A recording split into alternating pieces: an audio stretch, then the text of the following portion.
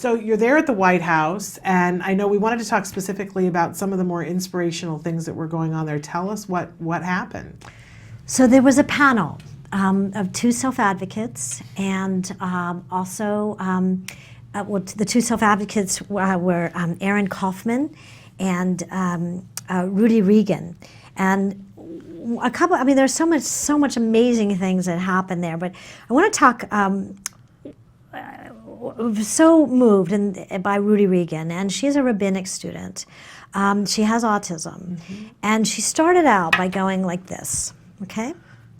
And then she said, you might look at me like I'm strange if I'm doing this, but then she put her talit on, her talit is the prayer shawl, and she put her prayer shawl on, and she started going like this.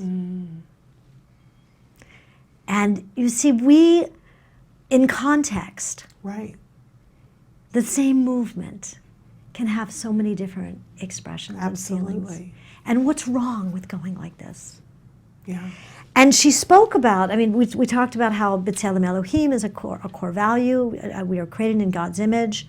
That's a core value in Judaism, as well as Tikkun Olam, heal the world. But there's also another value, which is that we are commanded to save lives. And when you are kind to someone, when you include someone, you are saving their life. Depression can kill. Anxiety, isolation, those can kill. And our friends with autism experience that.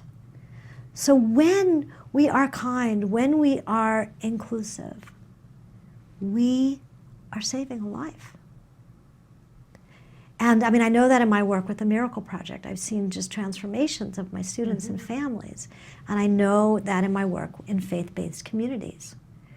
Dr. John Weiner, who's the executive director of Jewish Association for Developmental Disabilities, spoke about how we have to really be building a new leadership and with young people. And Sheila Katz was there representing Hillel, which works with the college communities.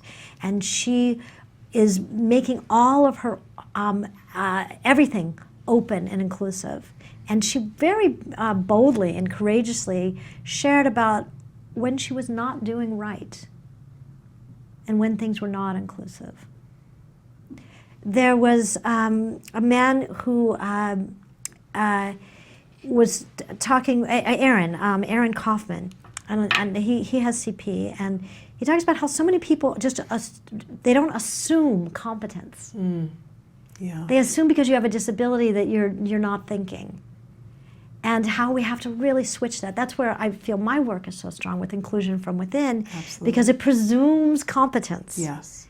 And it shares that everyone has a gift, everyone has a talent, and it's up to all of us to listen. Yeah. A real Judith Human really focused on listening. And it reminds me in Judaism there's a prayer called the Shema, and it's all about listening. It's all about listening. So, and I like to say, listen to the child that does not speak, because they have the most to say. For me, it's not so much about being inclusive, because I don't want to be included in my synagogue or my church or whatever. I want to belong. Yeah. So that's where I feel this is the beginning of a conversation.